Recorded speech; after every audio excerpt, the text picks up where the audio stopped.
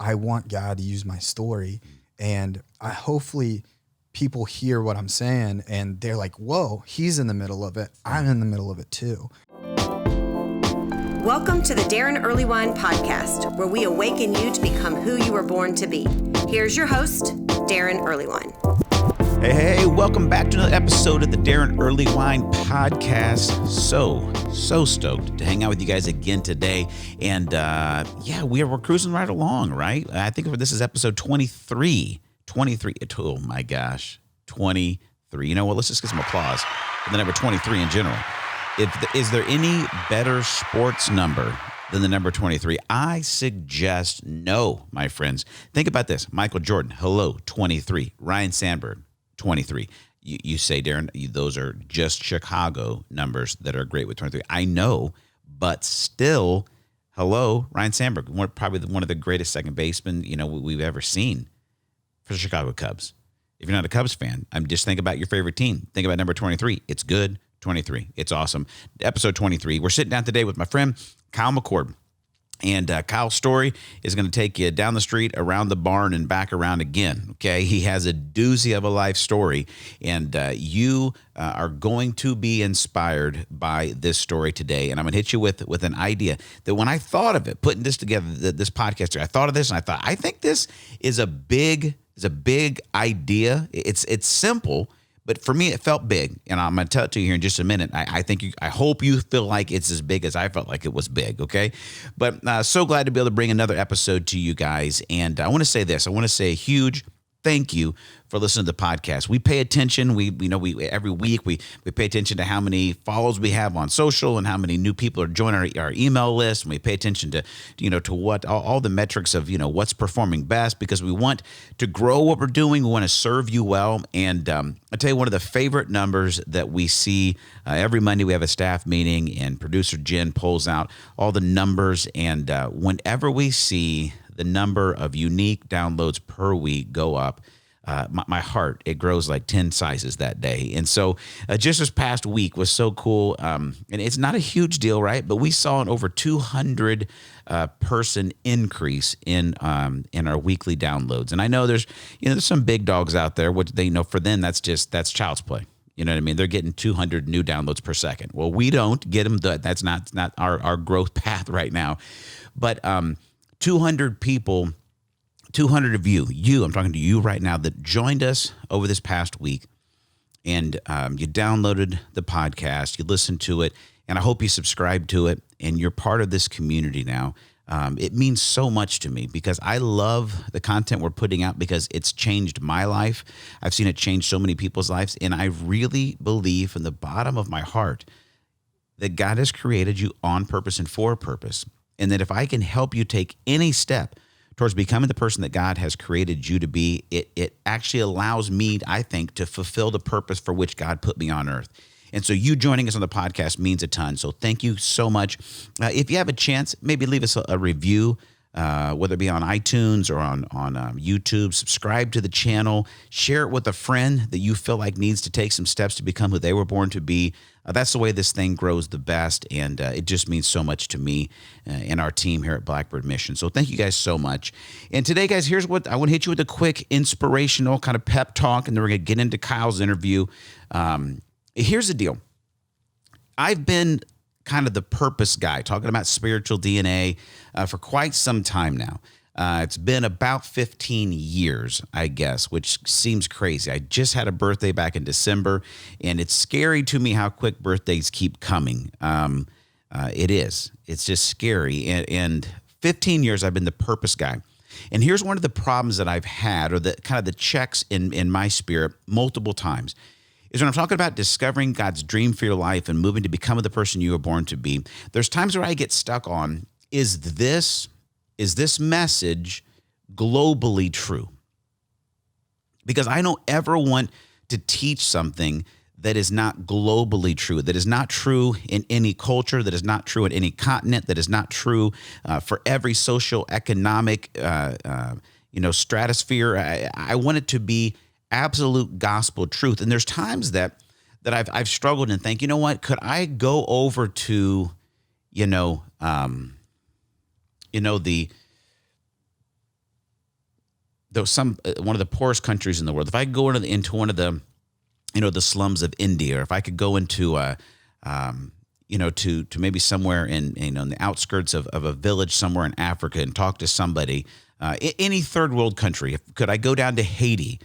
Could I go into any of these countries and can I teach the same things we teach here on the podcast? And would they be applicable? Would they be true to their life? Or would they say, hey, Daron, listen, with this on purpose and for purpose garbage that you always have, and God's for me, not against me, near me, not from me. Yeah, right. Look at me.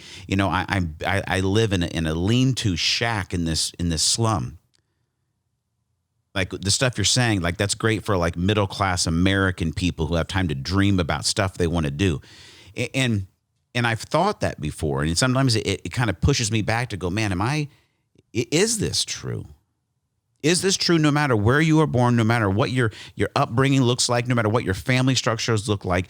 Is God for you, not against you? And is he near you, not far from you? And has he created you on purpose and for purpose, no matter your country, your origin, or your financial situation? And this week, prepping for this episode, I feel like I've cemented this in my mind that this is absolutely globally true at all times. And here's why. You may be like, yeah, Daron, duh, I knew that forever ago. Well, I was 43, years old when this made total sense to me this week. Is the reason that you have a purpose. The reason it doesn't matter your social, economic, your cultural, your life situation. I don't care if you know your dad, you don't know your dad, you know your mom, you don't know your mom. I don't care if you're currently listening to this in an orphanage somewhere around the globe. And I pray you are. I would love it if we have some orphans somewhere around the world listening to this and going, I got to find my life's purpose. But the reason that you have a purpose is because God does.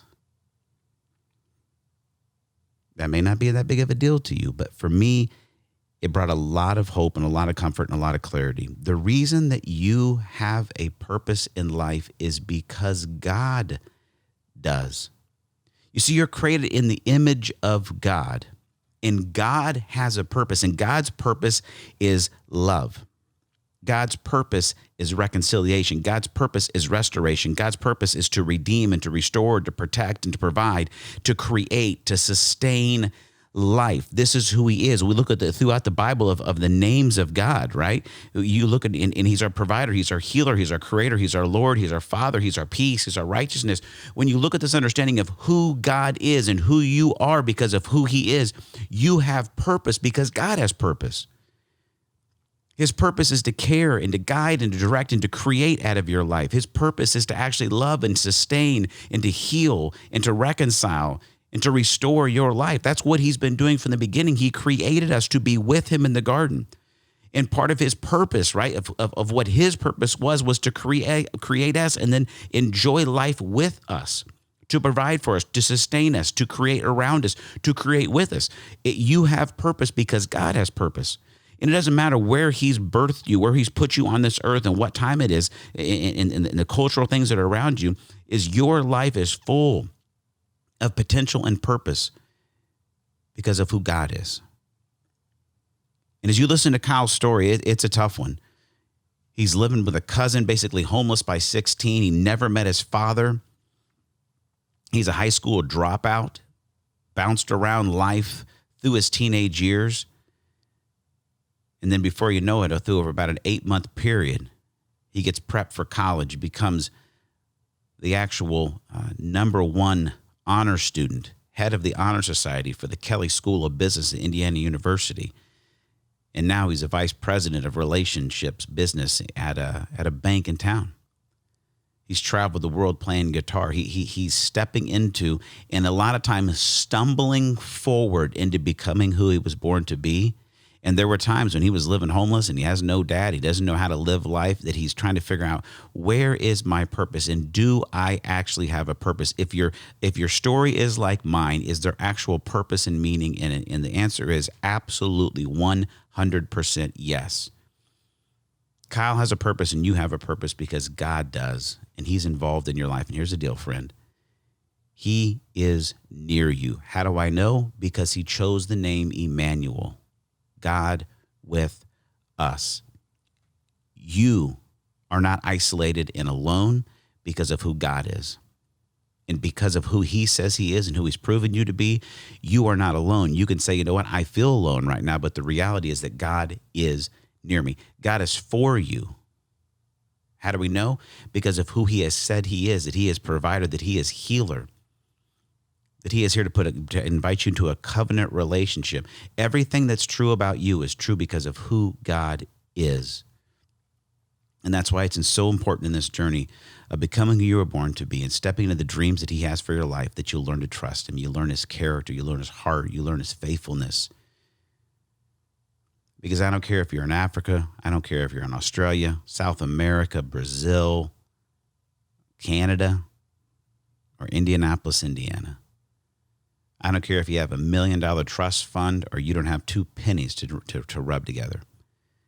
You have been created on purpose and for a purpose, and that purpose is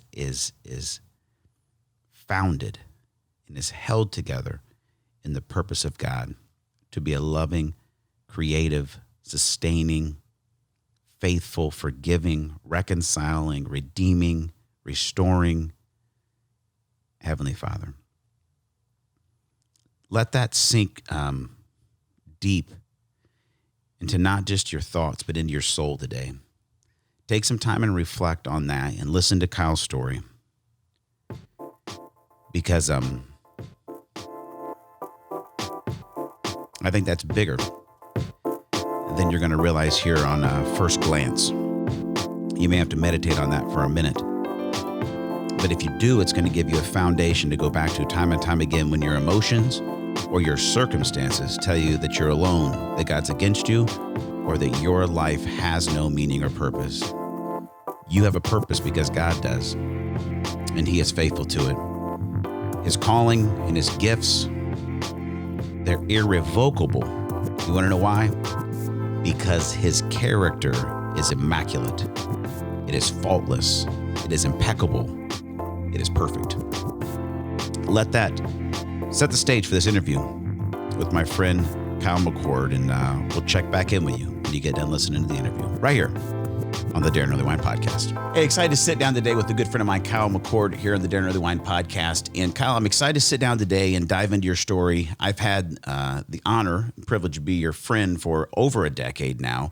And one thing that I think is going to be great to share your story with our audience is I think so often we say things on the podcast every week, right? That God has created us on purpose and for a purpose. And I think, we may have some guests on where it's like, they've written their 3rd book and here they are, right? And it's like, oh man, that's amazing. Like, to be somebody like that guy or that girl, they're this place, they've accomplished it all. And you can be inspired by the story of where it's ended.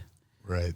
But I think there's a lot of times where somebody may be watching or maybe listening, and they're more at that first, maybe stage 1 or stage 2 of their journey, and things haven't completely become clear of how it's worked out. And your story is one that right now, if they zoomed in on the past year or so, they could be like, wow, Kyle's in high-end finance, he's doing great, he's got a lot of momentum in their life. But just a couple of years ago, we didn't have to go back too far in your story to where it's like, I wasn't sure really how this was going to work out, right? Yeah, exactly. And so what I want to dive in today is just a story that I think could be very relatable, but really inspiring, because what I see in your story, Kyle, is you pursued natural passions, things that you were interested in and that you discovered that you actually had some talent in, specifically through music, early on in life. And it's been so cool to see how God has guided you through that. And I'm just excited to jump in because I think a lot of people are going to find a lot of inspiration and courage through your journey, man. Well, thanks. I'm excited about that too. Yeah, and that's something we talked about before I got here. Yeah. I was like, I don't have this ministry to promote, or like you said, I haven't written 3 books, for $9.99 you can have what I've learned in this life too. Right. No, none of that. It's just, I think that I have an interesting story, and I think I would really like to learn the skills or just become more comfortable talking about it. And this is a big first step, right? And I think the time we've spent through Spiritual DNA, through huddles, through various ministries we've been involved in, that's some place where I feel like God is leading me, is to be able to talk about it openly and to be able to really just relate to people. Well, I think sometimes, Kyle, we start believing that the fallacy, right, that it's only like people that are super qualified that God can use and can have purposeful lives. And the reality is, you look at the history of the Bible, and basically everybody except Jesus should have been they were unqualified. If not, they should have been disqualified. Well, check. I'm the perfect person for that. And I also am very achievement oriented, driven by achievement.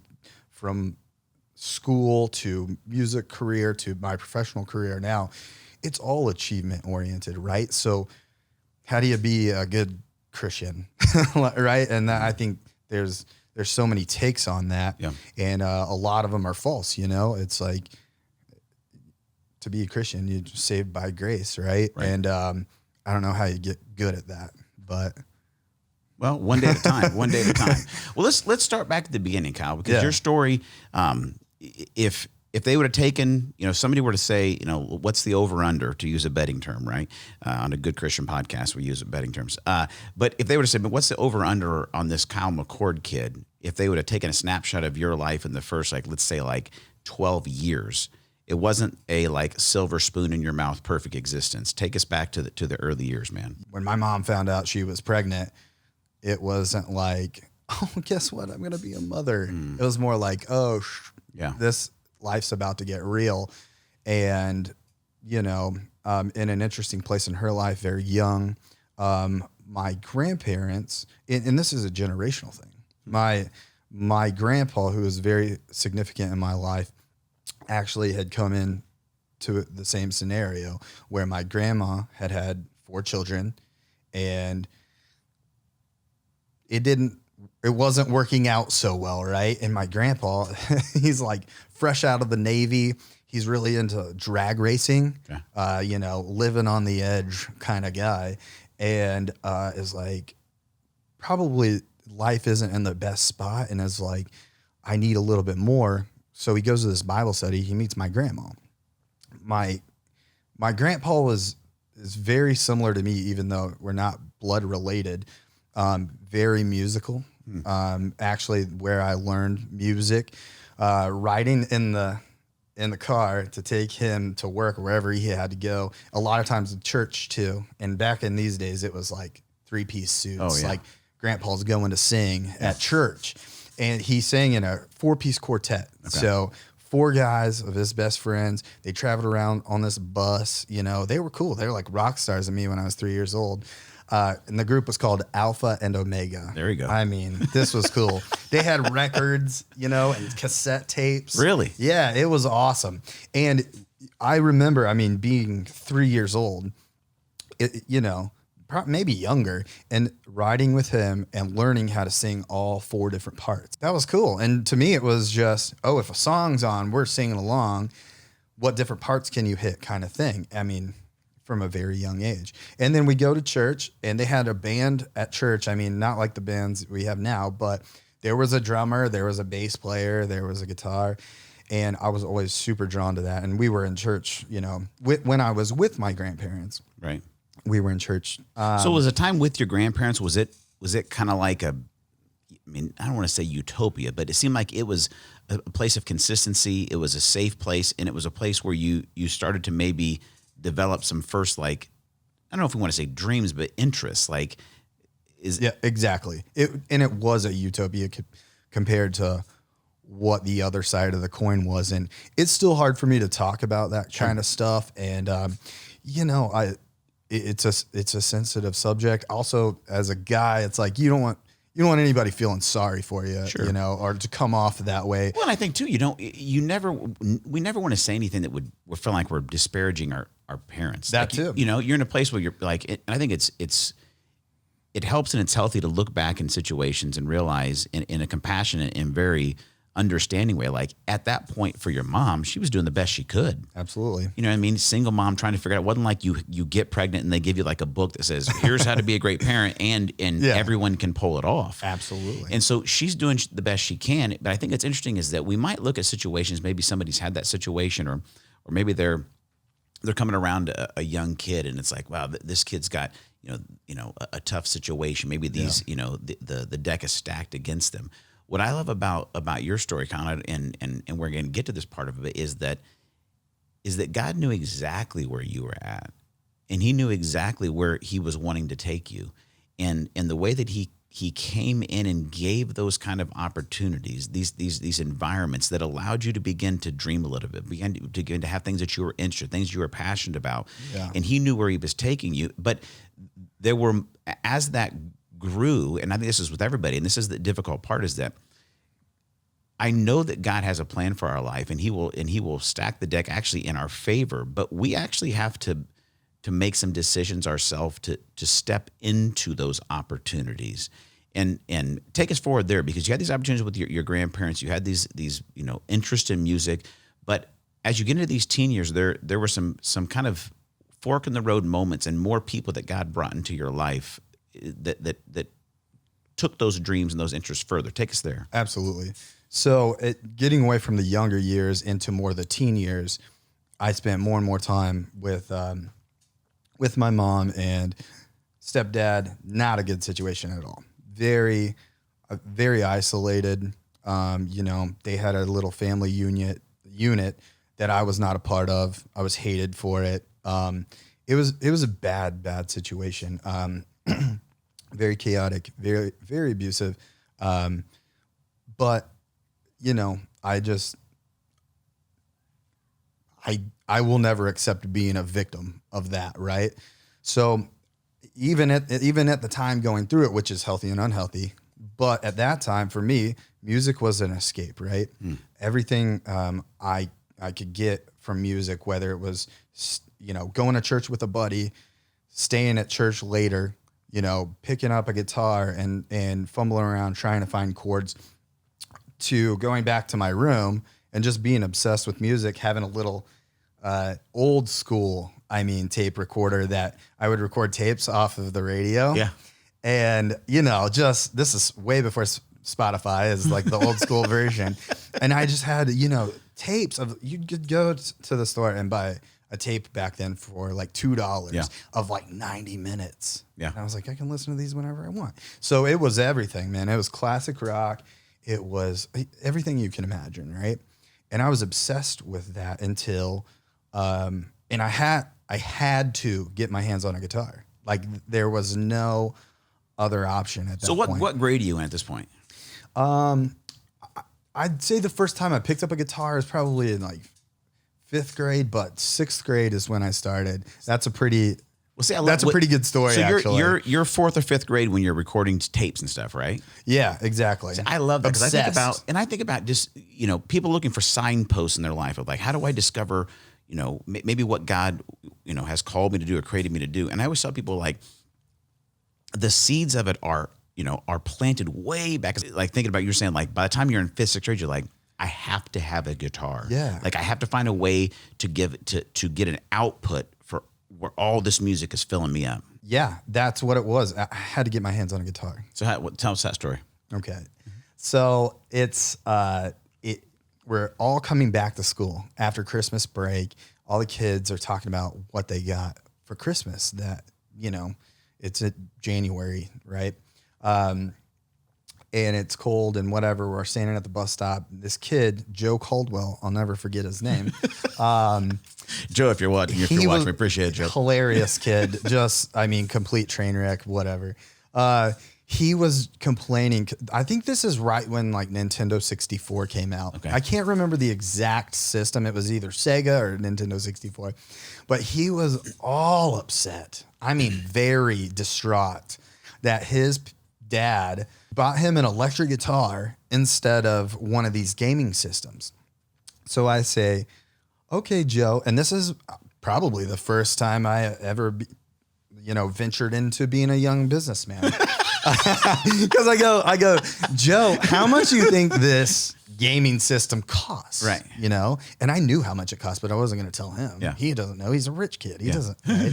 So he said $100, and I was like, problem solved, buddy. Yeah.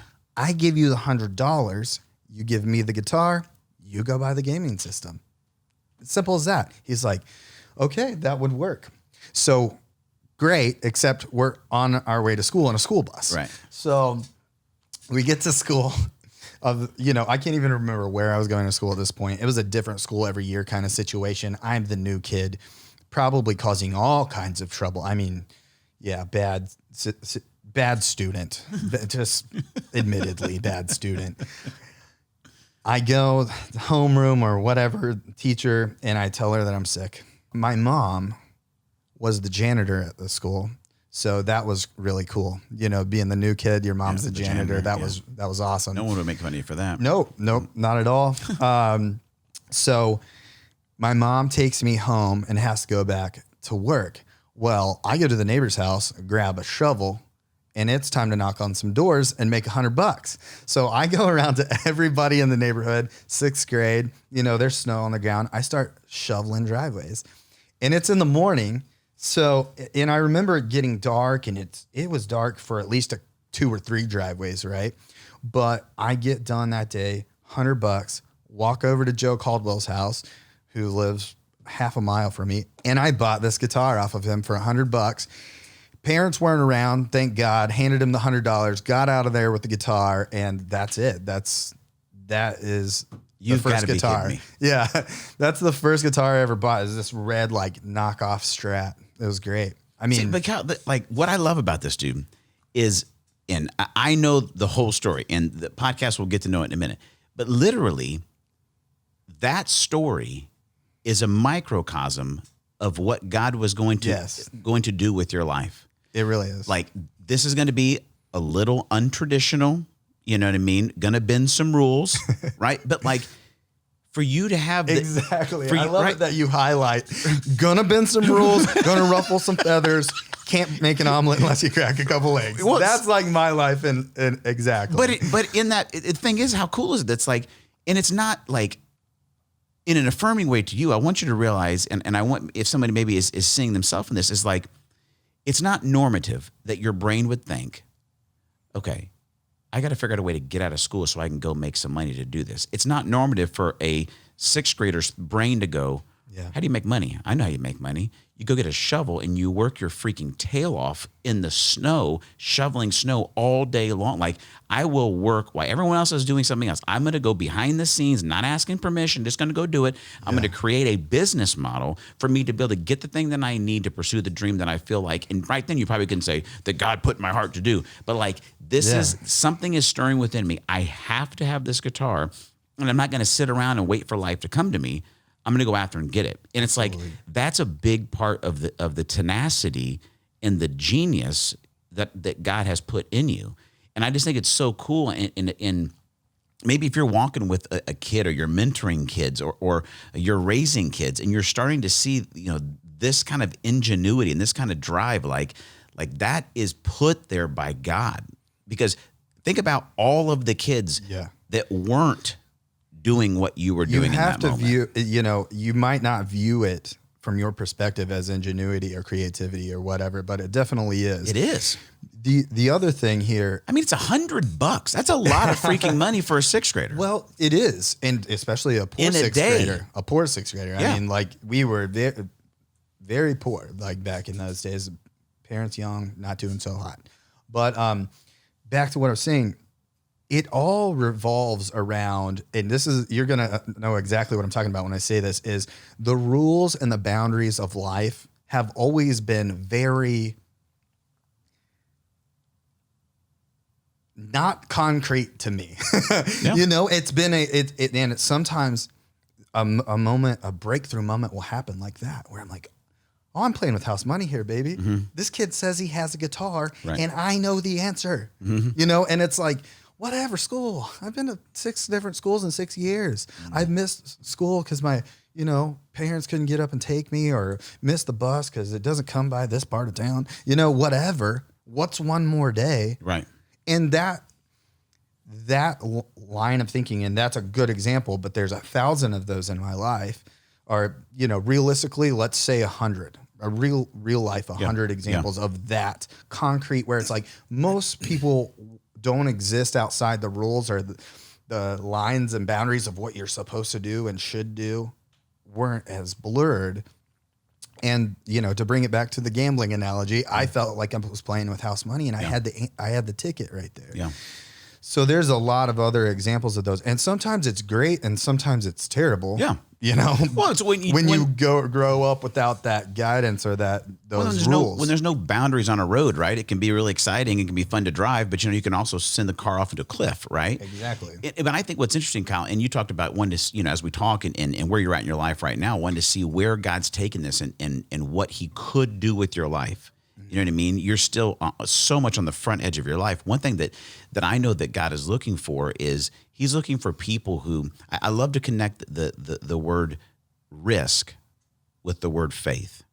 Yeah. And we have grown up around a very civilized, a very safe, and a very risk adverse version of faith in Christ. And there are some really major horrible problems that our world has. I totally agree. And I don't think they get fixed by people who are just looking to be risk adverse or and I mean this in the best way, follow all the rules. And I'm just excited to see in what God has placed in you is you are not going to be risk adverse as you move forward in your life. I think that the balance of it is unchecked by the Spirit of God, by the Word of God, and by a desire to grow in maturity. That's dangerous. It can ruin a life. Given to God and channeled, it can be absolute rocket fuel to do what other people would be unwilling or what other people would be unable to imagine because everything's in a box for them. I think you're 100% right about that. And I think that, I'm sitting over here like, yes, that's right, Daron. Which is great. And I wish that, 10, 12 years ago, when I was figuring out a lot of this stuff, that idea was a little bit more accepted, and it's been a struggle for me to fit in with, churches that I've worked at or, volunteered or that because of that reason. Yeah. I'm not going to be it's not going to fit nicely, but it's such a unique opportunity to say, all right, I'm a person that will push the boundaries. And I'm on this, like you said, rocket fuel of a life, a rocket ship of a life that's just, going crazy. And my heart is, how do I do this the right way? How do I pull in and get mentoring from people like you, stayed in contact with you my entire life. I was like, thank God this Daron guy has come into my life because he's the only one that I really connect with, or trust is a big thing too. When you have a life like that, it's like, okay, the rules I don't really understand a lot of times because they've never really applied to me. And some of the best success I've had is breaking those rules. But then I lock in. And I find, okay, this is the path that God wants from me, and this is how I can live the best life, and then also have a huge impact on other people's life. And once I find that, I'm happy. I'm in a place of joy, and I'm serving my purpose. And it's funny how, getting there each time and learning those lessons each time have been a complete mess. But once I'm locked in, I'm locked in. Yeah. And it's kind of cool. It's what makes the story unique. So you get the guitar, you start learning to play guitar. But then it's not like oh poof, it's all perfect, because then before you know it, you're in your teenage years, and while other kids are having sweet 16th parties and doing whatever they do, you're living by yourself with your cousin, trying to figure out how to make life work.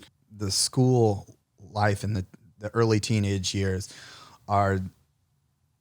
the guitar is the only thing that's making sense, right? My family unit is in a bad place. The rest of my surrounding family is not doing well. My grandparents still great. And God love them because they were in the middle of way too much and tried to fix everything. And it was really hard on them. But, you know, I found myself in a place where at 16 years old, you know, my cousin and I are basically living in this abandoned house. We both dropped out of high school. I'm trying to make it. And if I'm at the same time, life is kind of taken off with music, right? I'm playing with several different artists around town. And I started that by playing in church. So I'm spending a lot of time in church, and I'm learning a lot about faith and who I am in faith, and I'm growing. That was a tough thing too, because I have this heart where I want to be a good kid. I want to be a good guy, but I'm in church and the youth pastor is saying, listen, if you have sex, you're bad and it's going to cause a lot of bad stuff. If you've, done this or done that, you can't do that. And he's speaking to the general population of kids who have a normal life, not to a kid who's 16 years old living in an abandoned house thinking, how am I going to get enough money for Taco Bell? That's not. So I grow up with a lot of shame around that, because I also, now let's bow our heads in prayer and Kyle's going to lead us in some worship. You know what I mean? It's a weird dynamic to be in this place. So it's almost like I felt like I definitely couldn't tell anybody what my home life was like. Some of the real tough situations I was put in as far as abuse goes. I couldn't tell them that because I was already in a position of leadership because of this talent, because of my heart was truly, I want to do what's right, but I felt like I couldn't because I was already damned. Wow, dude, there's so many different directions that I want to go with this. We don't have time on this episode because it's just, it's Does that make sense? What does, dude? It's so interesting because this could be a whole episode on church leadership and how you disciple and mentor kids. I think we constantly hear from leadership, you should do this. This is how this is done. This is the best practice. This is the best way to do this.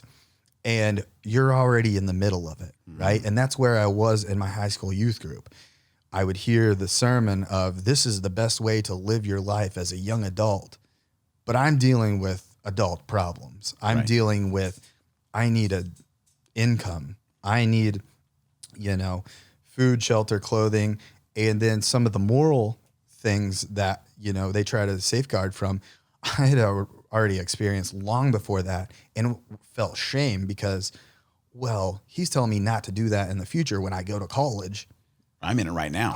I've been in this, so and I can't let anybody know, and it isolated me a lot. Yeah. And I think anytime I come up against that it comes up still, the same situation over and over and over again, and you see it in, tearing couples apart and divorce, like they can't talk about it, or they can't talk about really what they're going through because, well, you're saved, aren't you? You should have been here already. And that's kind of how it made me feel, but most of all, isolated. And I think, Kyle, you've already said this, but you're right, is I was just talking to somebody the other day about this, that I think one of the devil's greatest tactics to destroy us as human beings is isolation. Because we are created in the image of God. God within himself is a relationship, Father, Son, Holy Spirit, right? There is no time that God himself is ever isolated. He's always in a relationship. And we're hardwired for that to be how we thrive, how we love, how we learn, how we exist as human beings.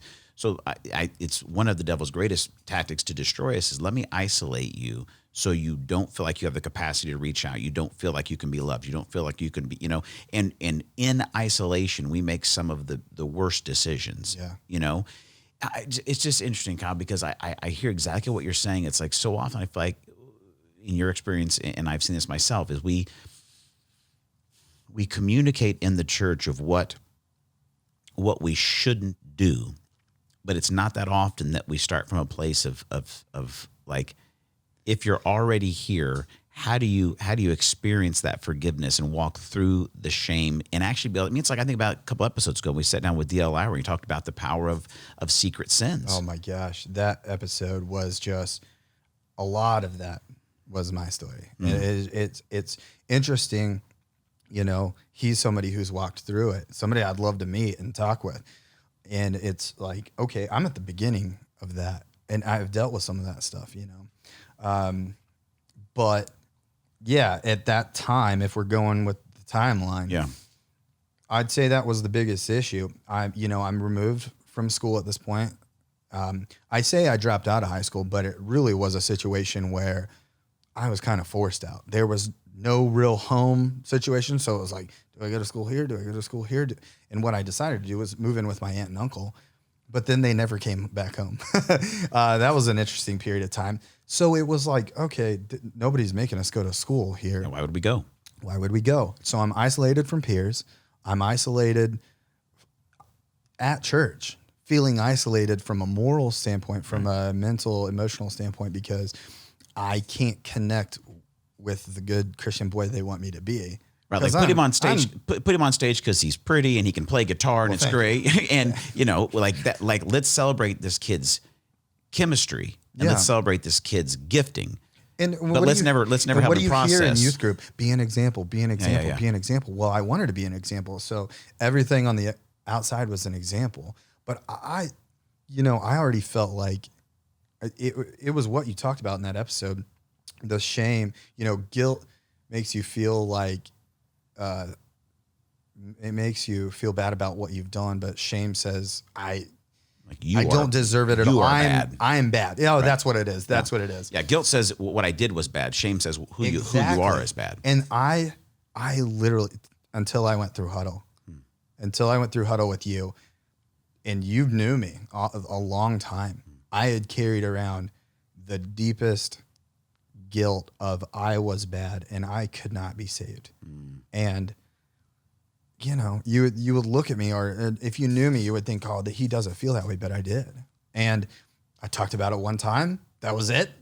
Moved on, and it completely changed my life. Getting rid of that shame there. But just so you guys, Huddle is a small group, a year-long discipleship group, and that I lead. Many people do. If you're looking for stuff, I'm on Huddle. Mike Breen and 3DM Ministries has a lot of stuff on that, but that just for context for that. Okay. Okay, I want to keep going with the story. We go so many places, but I know this may have to be a two-part episode, Kyle. So a little direction. Yes. So you're in this moment. You're in these moments. You're trying to figure out how to be what everybody wants you to be. But what I love about it is God didn't leave you in this confusion. He kept bringing people that would say, okay, there was always a way out. Follow this guy. You know what I mean? Yeah. Here's the next step. And sometimes it was a person, and sometimes it was an opportunity. But I always kind of had that same feeling of like, with the guitar. Yeah. It was like, oh, there was a light bulb moment where it was like, this is it. Just do, go with this. So, what happened there? That was a very slow one though. There wasn't an overnight kind of change where it was like, oh, I have a guitar, everything makes sense. It was, just dealing with the reality of, I've dropped out of high school. At first it was cool. It was like, I don't have to go to school anymore. I was a terrible student. I went to so many different schools. It was a relief at that point. And then I started getting opportunities to play music with artists like John David Webster, who, he was a Nashville recording artist and a worship leader at our church, amazing talent. I learned a lot from him. Derek Laux, who's actually passed away, but he was the worship leader at East 91st Street before anybody else was there, right? Yeah. I would drive, I'd get $50 for playing on a Wednesday night, and that was my gas money. And then I'd go back and play on Sunday for like $150. And I was balling out of control, right? Yeah. No, not really, but I was surviving off of that. Yeah. I was getting good teaching. I was in a community with other great people that I learned a lot from. And so and coincidentally enough, back then, all of those people that played music in church were awesome. And they usually had a career with some national touring act. And that led me to my professional career. So I played with John David. I played with Derek Laux. Through Derek Laux, I met Crystal. Crystal had this, deal with Disney and was on Princess Diaries and touring with the Backstreet Boys. And like, I got to go play with her. So that all happened over the course of like, I'd say 3 years, from about 16 to 19. And then when I was 19, it was full on. I mean, that's what I was. I was a musician. I had studio experience at that time. I had like national touring experience at that time. You know, I had been to Africa and England and South America at that point. It was pretty cool. And I just saw that as, you know, being the way to go. But it's interesting because, man, it's about this time that our lives start to intersect. It's right after this period. You met me when I was in college. We would have probably first met somewhere around 2008. So I was in college by then. 2007, 2008. Yeah, I was in college by then. Okay. This is right before you met me. Okay. This is interesting. Do you remember Trent Cowles? Mm-hmm. Okay, so Trent Cowles was like the perfect intersection for me. He was a fantastic musician.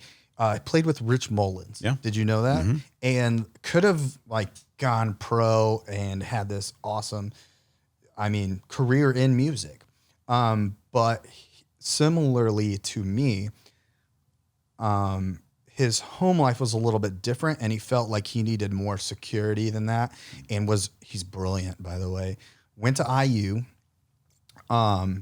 and at the time was working for Merrill Lynch, which is a big time wealth management firm. Yeah. And I thought he was super cool because he knew rich people, and he was a businessman, and he wore a suit to work, and he worked in a tower downtown. I was like, this guy has got it going on. And he's an awesome musician. That's what I want to be like. At this time, I was a weird kid, just like that same weird kid with the headphones on, making the tapes and playing guitar in his bedroom, was also now basically a professional musician, and reading the Wall Street Journal every day.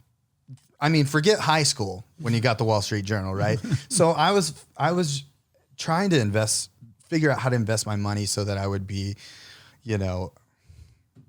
I was trying to provide security for myself this whole time. Yeah. So I get to know Trent Cowles pretty well. He probably doesn't even remember this. I don't know if he does or not.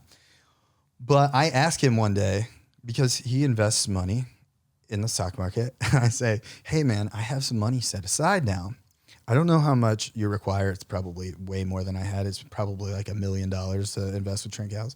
But I said, I've been reading the Wall Street Journal. What should I invest in? I'm looking at this company. He's like, well, Kyle, you're 19 years old. Have you ever thought about investing in a college education? And my immediate response was, oh, that's hilarious. There's no way I could get into college.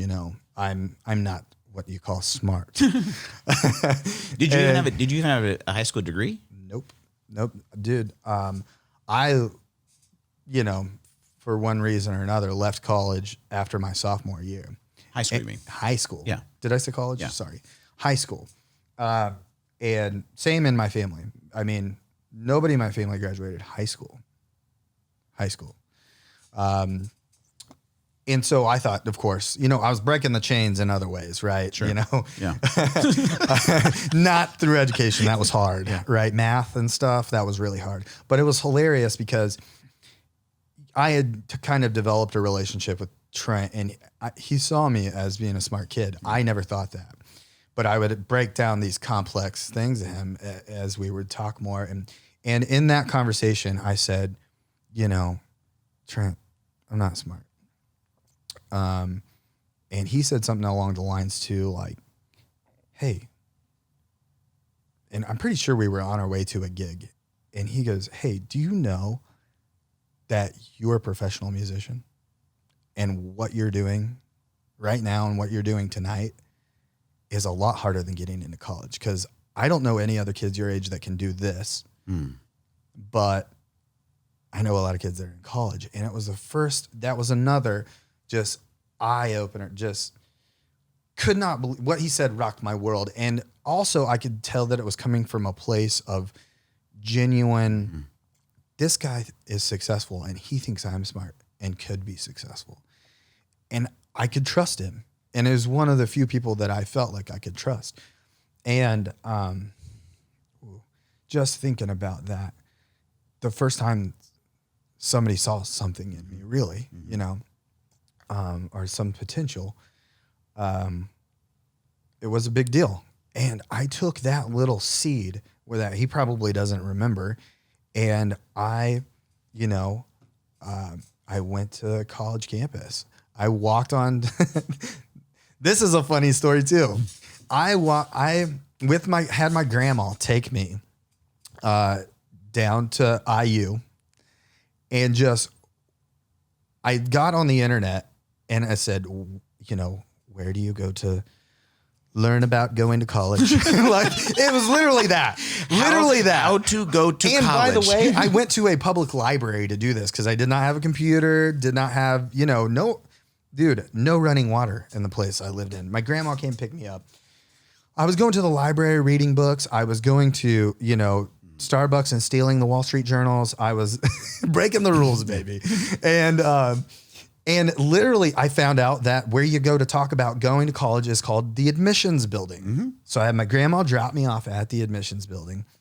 I walked in there and to the front desk and said, hey, how do I go to school here? And they're like, well, do you have an appointment? I'm like, no. Do you take walk-ins? I didn't even know what walk-ins were. I was just like, I'm here. Yeah. Let's talk. Who can I talk to? Yeah. Who can I talk to? Long hair. Who can I talk to? And she's like, well, maybe you could make an appointment with one of our counselors. And I'm like, well, I'm here today, you know, so what's their schedule look like? And just, you know, persistent Kyle McCord that you know and love. Yeah. And, you know, I was going to figure out how to go to school there. And I knew that I was you know, it was going to take a lot of work and whatever, but bless this lady's heart, got me an appointment with one of the admissions counselor. And I sit down, and this lady, I will never forget her being like, okay, I guess we're doing this today. You know, like, this kid, his parents aren't here. Her first question is, what are your SAT scores? I'm like, come again? Is it Saturday? Do I come back on Saturday? What are SATs? Where did you go to high school? Well, I went to like 4 different high schools and dropped out after my sophomore year. You know, just none of the questions, just basic level. Right. You don't have answers. Right. You don't have answers to the questions because I've not been in this world. And that's my whole life. Yeah. You know, go to the doctor. What's your family medical history? Couldn't tell you. Don't know my dad. You know, all this stuff. It goes back to my name, like my last name. It's like, I don't even know who that is, you know, it's all this kind of stuff, you know, so not answering those questions. I was a little bit more prepared. This lady was not.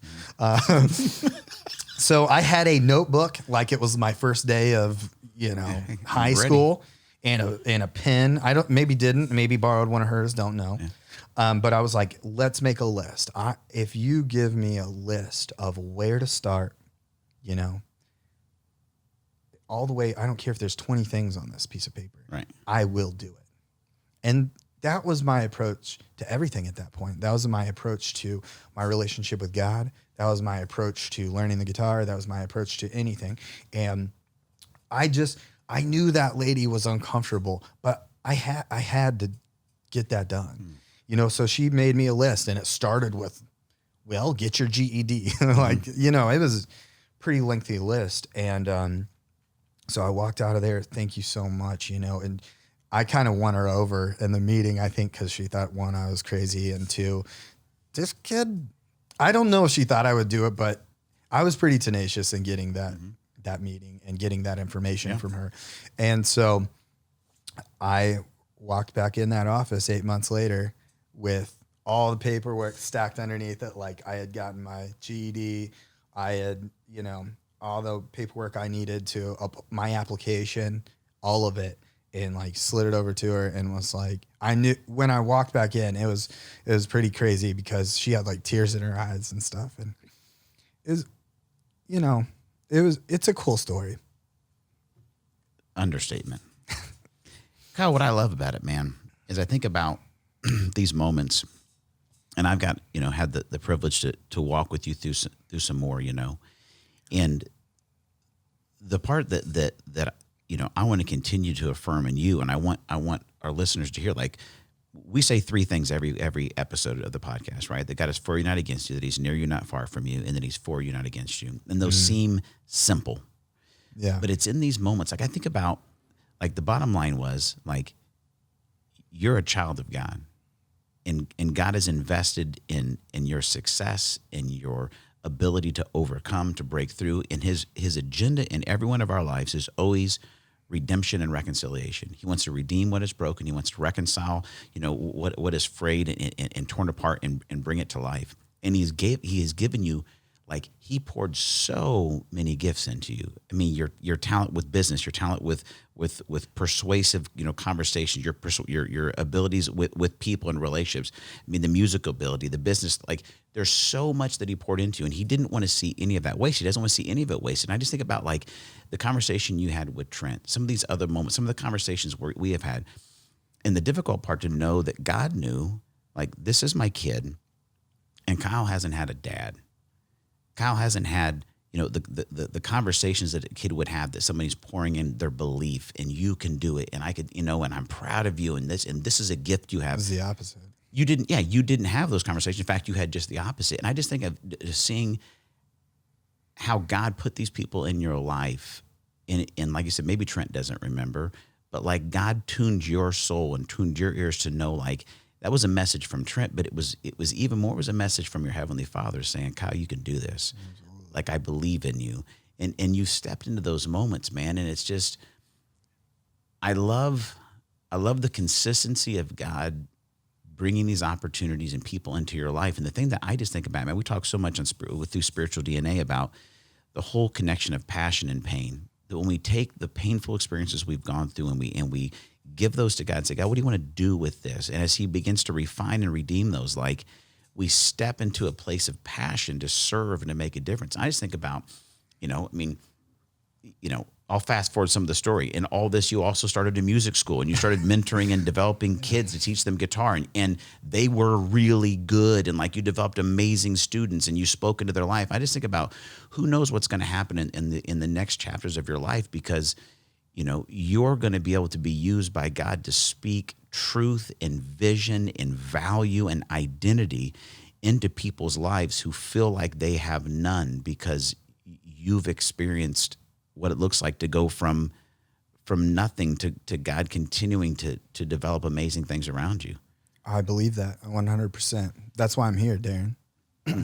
I don't have it figured out. I haven't written the book yet, right? Yeah. But I'm here to try to tell this story, as crazy and chaotic as it sounds, because you have to take risks for, God to use your life. It's a gift, my story is a gift. What he's doing in my life right now is a gift.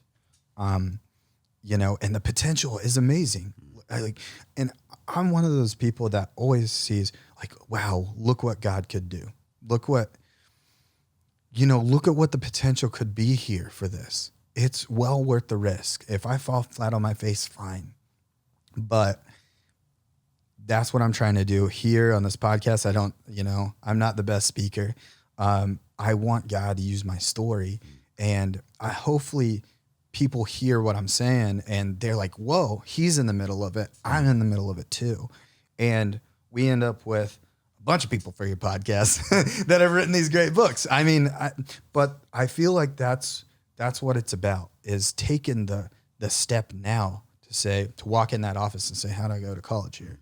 Well, I saw that, wow, this could be an awesome turnaround story here of a kid that was basically kicked out of school. Really, I went from being kicked out of high school, dropping out of high school, to president of the Honor Society a year later with a full ride academic scholarship.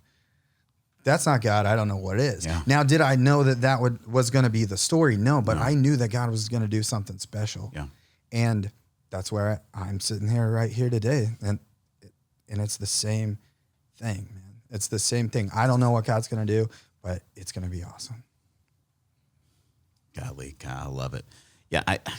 We need like a 3-hour episode, right? Because it's like, I mean, you get into school and all of a sudden you're like IU Kelly School of Business, like honors, you know, and it's so crazy for me, like to have walked through some of this with you, you know what I mean? And I'll be honest, Kyle, sometimes you would come and tell me a new accomplishment and I would be kind of like, I'm not sure if that's true, Kyle, because it'd be like you get in, it's like, oh, Kyle got into college, cool, man. And then I would see you around and we were doing pub theology in the early years, whatever. But then it'd be like, oh, hey, yeah, IU, school of business, IU now. Yeah, I'm honor student. Yeah, I'm like the head of the whole thing, and it's like.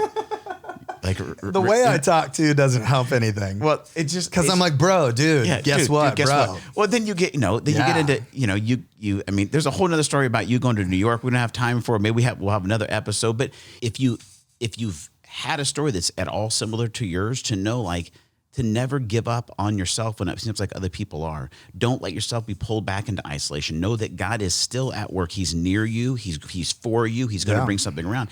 The flip side of it is if you're listening, you're like, no, I haven't had that experience. But look around your life and say, who is the next Kyle McCord or Stacy McCord, right? Who is that girl, that guy that it's like, they just need someone to see in them what they've never been told is in them, that they don't know that's in them. They need somebody to believe in. They need somebody to give them, an opportunity to believe in themselves and know that God believes in them. It's those moments, man, that it's just like it changes things because you think about what you will accomplish in the next, 10, 15 years of your life. It's like, it's going to be so awesome to see how God begins to continue to open those doors. It's just beautiful, man. It's beautiful. It's beautiful. It's chaotic. It's crazy. It's unplanned. Like in that, man, that's a journey of faith. You know what I mean? Absolutely. And it's like, if you have like the perfect upbringing story and you're not taking mad, crazy, chaotic, like risks to figure out where God has you, it's like you're missing out. Like, it's like I agree. Your journey is like bringing like structure to absolute chaos, but then you have no fear of like trying something like move to New York, like go work at a bank, go do this, travel the world, like whatevs, let's do it. Cause what's the worst thing I can do? Fail? Well, I've already been there. Exactly. You just nailed it. So good.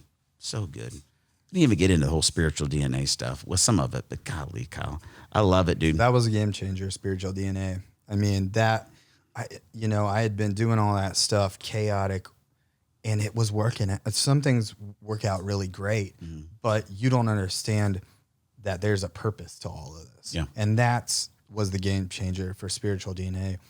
And also having that group, and letting go of some of the shame and breaking the chains. I mean, it's real, you know? Yeah. And that was a huge part of it. So yeah, man, I'd love to have more conversations like this and figure out where this is going. I mean, there's stuff we haven't even touched on. There's a new chapter of my life right now that's the same thing. It's a little messy. It's unorthodox. Some people would have certain opinions about it, but I know God's going to do something awesome with it. Yeah, dude. I love it. Kyle McCord, it's been a joy, dude, to walk the journey. I can't wait to see where the next decade takes. And it's been an honor to be a part of it and to help you in any way I have been able to, and just to see where we go from here, man. Thanks, man. It's good stuff. And we're back. Told you. Listen, I don't set you guys up for failure here on the podcast. The interviews, they speak for themselves. I love Kyle. It's been so cool to watch him to continue to grow and to grow up into this calling that God has in his life. And just listen to that story. What I realize is the more I'm getting to know Kyle is when I met him, we talked about there on the podcast, right? And he's just this college kid, like. As Kyle talked about, like there was some breaking of the rules. There was some a little bit outside the realms of like, hey, Kyle, what's the deal? Like moments in life. And what I realized, and maybe you've done this, is when I first knew Kyle, before I knew his story, I judged his mistakes from an outward perspective. I knew what I knew was right. I knew what I had learned from my dad. I know what I had learned from my life, and things that were normative or it was easy for me to follow the rules or whatever it would be, even though I wouldn't because I like to break rules. But my point is it was easy when I first knew Kyle that when I would see him stumble in life a little bit, it'd be easy to judge the outside action. Now that I know his whole journey, what happens is when I know the story, it brings so much more compassion and admiration for the way he has overcome the obstacles that has been placed before him and how hard he's worked to become who he is and who God's creating him to be. There may be somebody in your life right now where it's really easy for you to see different actions or attitudes or patterns or maybe even addictions in their life. And you go, oh gosh, I mean, are you serious? How'd you get involved in that? Why do you keep making the same mistakes? And you can get a little haughty. You can get a little bit on your high horse about what they could or what they should be doing. And what I'd ask you is, have you taken the time to understand their journey, to understand their story? Because what I loved what Kyle brought out there is that a lot of during these moments, he was looking and desired a mentor. He desired someone to see and to believe and to call him up into who God had created him to be. But a lot of times what we do is if somebody's outward actions or habits or attitudes don't make us feel great, we can reject them and push them off, from impact in our life. And what they may be looking for is for you to actually be a Trent Cowles, like he talks about. Trent, who saw potential in him and spoke that potential, right? That he saw it, and he actually spoke life and strength and vision into Kyle. And so, if you see yourself in Kyle's story, you say, man, this is just like me. Here's what I want to say is don't give up because God is for you. You have purpose because God has purpose, and he is not going to go against who he is and who his character is. If you don't see yourself in Kyle's story and you go, man, I can't imagine if I had grown up and had no idea who my dad was. I can't imagine when I was trying to figure out my life out at 16. You remember 16? Remember how awkward 16 was, right? Trying to figure life out, and however you did it, if you didn't do that living homeless with your cousin in a house that was empty, you probably had a pretty easy, a little bit easier path. So if you don't see yourself in that story, here's what I want to say is, who can you see and who can you believe in? What bridge could you be to build for someone to understand God's call in their life and help them step into that years later, your name would be mentioned on somebody's podcast because they would say, you know what, it was this person who stepped in and they looked past my outward attitudes, my outward behaviors, things that I was making difficult around me, and they saw my potential and they knew that my life had purpose because they knew God's purpose. You could change somebody's life, and that might be your purpose. I just think it's so key, guys. This is so important to understand that, like I said, I want this to understand that this is global. This is in every element of life. I mean, thinking about this, the truth of this, you say, Darren, I heard what you said before the interview and I thought about it and I don't know. I mean, you got somebody living in a slum, they're in some hut somewhere across the world, and like they actually, God has some kind of dream for their life. Yeah, it could be contextually different than yours. Right. But they could live in a culture maybe that the reason that they're in a third world situation, they don't have the main necessities of life. And you're like, somebody's going to be dreaming something big, a big dream, Darren, when they have to walk 5 miles to get water, or they're just trying to hope they don't get killed by an anaconda or something. Yeah. In fact, my friends, I want to have them on the podcast at one point, but Drew and Asher Collier, they started a thing called Soul Hope. They went over and they realized that there were kids who were walking and they were getting jiggers in their feet, and it would cause their feet to be infected and where they couldn't walk. And you look at, you go, oh, God has a purpose for those kids. Yeah, you know what? Is when they came in and they began preaching the gospel to these kids that God loves you and God's near you and he's not far from you and he's created you on purpose and for purpose. And they actually met some of the basic needs, like getting the jiggers out of these kids' toes. Guess what happened? Well, Drew and Asher fulfilled their purpose, and then they helped these kids meet a God who was going to work to restore and reclaim and actually bring dreams in their life. And they started a hope center. And what's happening is these kids are discovering a God that has a purpose. Therefore, they have a purpose. And in that purpose was Drew and Asher's purpose. Or my other friend Micah, who went over and he started realizing that these kids that he was reaching in Africa that had no hope, that didn't think they had any purpose, that they couldn't give anything to life because they didn't have Western trappings of wealth or whatever it was. And what he helped them do is he helped them discover through music. They realized they had a gift in music. And what happened when they discovered they could actually have a gift in music is they found hope. They had found hope to bring creativity to the world. Why did that matter? Why was that part of their purpose? Because God is the most creative being in the universe. So those kids found a part of their identity as created image bearers of God and how they were able to create musically. And Micah's purpose was caught up in that. And what happens is they saw generations now through their ministry in South Africa begin to change family trees of dreams and ambitions and impact in the world because they realized I have a purpose because God has a purpose. And maybe they're in a country where there's a lot of corruption. There's things that have kept things down. Well, what's God's purpose for that kid? Are they going to start a company? Are they going to have, they're going to see the kid in the hut, right, with this podcast like you? No, it's different. Because you know what that kid might be there to do? That kid may be somebody who understands that God, he has a purpose because God has a purpose, and God's purpose is justice, and God's purpose is righteousness, and God's purpose is to restore that which is broken. And that kid in a hut may discover a God that loves him, that is near him, not far from him, and may show up to be able to bring justice and bring reconciliation and bring redemption and bring restoration to that culture or to that hut or to that village. And are they going to drive a Bentley someday and have a podcast? Probably not. But what they are going to do is they are going to be connected with the God of the universe, who is a loving heavenly Father who has created them on purpose and for a purpose and is working to bring peace and kindness and gentleness and self-control, who's working to see restoration and reconciliation and come through their life. And guess what they're going to actually be a part of doing? Seeing his kingdom come and his will be done on earth as it is in heaven. And that's true in Texas. That's true in Australia. That's true in your life. And it's true in my life. I don't care if you're a millionaire or you're homeless. God has created you on purpose and for a purpose. He is near you, not far from you. And he is for you, not against you.